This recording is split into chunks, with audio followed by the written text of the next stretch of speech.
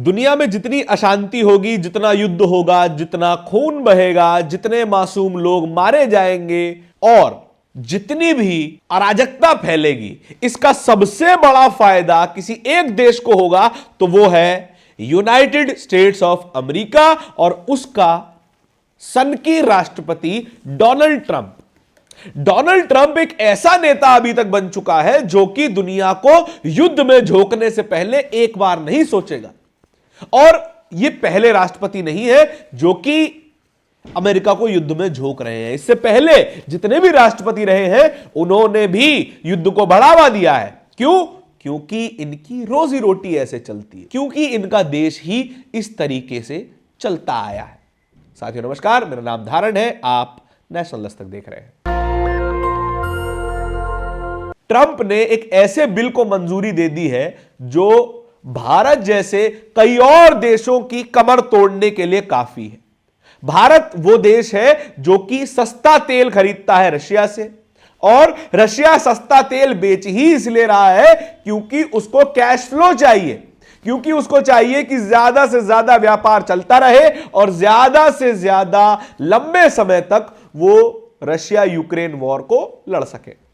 इसीलिए Bharat, China, Brazil और कई ऐसे देश जो कि रशिया से कच्चा तेल खरीदते हैं, वो रशिया के लिए बेहद जरूरी बन जाते हैं और अमेरिका के गले की हड्डी बन जाते हैं।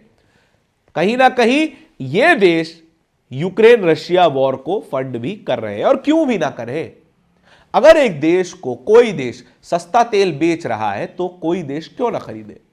सामान्य सी बात है। हर सरकार अपने देश के लिए सोचती है, अपने देशवासियों के लिए सोचती है, लेकिन अमेरिका एक ऐसा देश है जो केवल और केवल अपनी युद्ध पे थ्राइव करने वाली लॉबी के लिए काम करता है। तमाम सरकारें चाहती हैं कि इस देश को सस्ता तेल मिले, सस्ते संसाधन मिले, ताकि इन्फ्लेशन को कंट्रोल किया जा सके, लोगों को ज्यादा से ज्यादा सुविधा दी जा सके, लोगों को ज्यादा से ज्यादा रोजगार दिया जा सके, वहां के लोकल बिजनेसेस फले फूले। लेकिन अमेरिका ऐसा नहीं सोचता। अमेरिका चाहता है कि दुनिया में गोलियों की कमी नहीं पड़नी चाहिए। गेहूं कम पड़ जाए, गोलियां कम नहीं पड़नी चाहिए। इसीलिए अमेरिका जैसा देश फिलिस्तीन पे बर्बरता करवाता है, वहां पर हथियार सप्लाई करता है।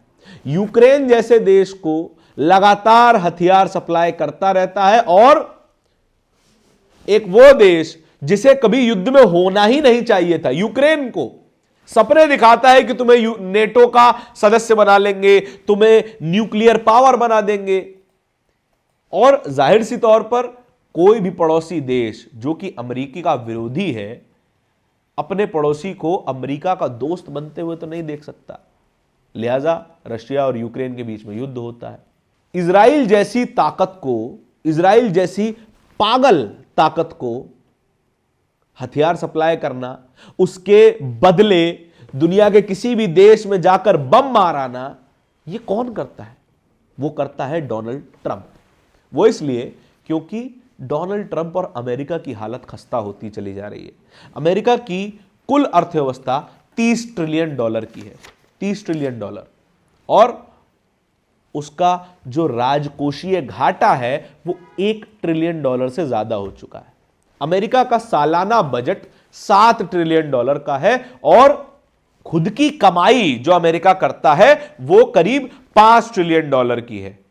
यानी कि फर्क साफ है। लगभग $2 ट्रिलियन का राजकोषीय घाटा अमेरिका के ऊपर चढ़ा हुआ है, और अमेरिका चाहता है कि भारत जैसे देशों में और नेटो जैसे देशों में आतंक मचा रहे, इन्हें घबराहट होती रहे कि युद्ध हमारी दहलीज पर कभी भी दस्तक दे सकता है, और वे इसी डर से हथियार खरीदेंगे। हथियार खरीदने का सबसे बड़ा बाजार, सबसे बड़ा व्यापारी अमेरिका। तो सीधी सी बात है, नेटो के देश तो उनकी मजबूरी है, वो अमेरिका से ही हथियार खरीदेंगे।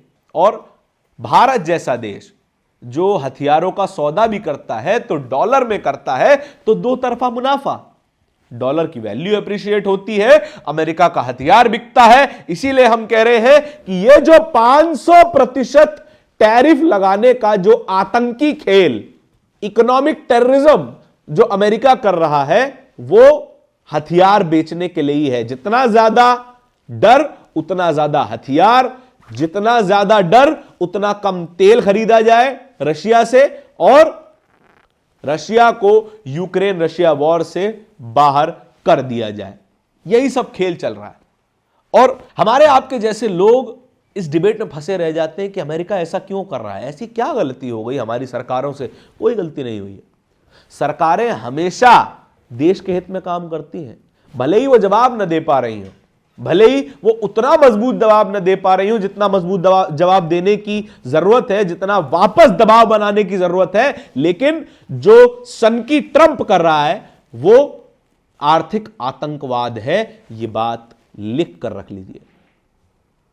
इस खबर के बारे में आपके क्या विचार हैं, कमेंट सेक्शन में बताइएगा जरूर। इस तरह की खबरों को और भी देखते रहने के लिए नेशनल दस्तक को सब्सक्राइब जरूर कीजिएगा। बहुत बहुत धन्यवाद।